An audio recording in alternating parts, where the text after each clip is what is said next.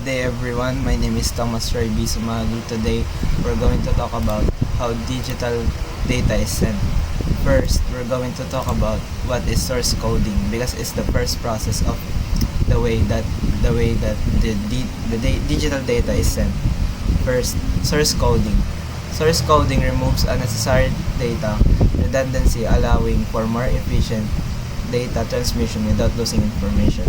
Source coding, also known as data compression, is the process of converting data from a source into a more efficient representation, often fewer bits for storage or transmission.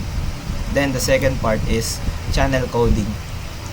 Channel coding introduces redundancy to help and detect correct errors that may occur during transmission.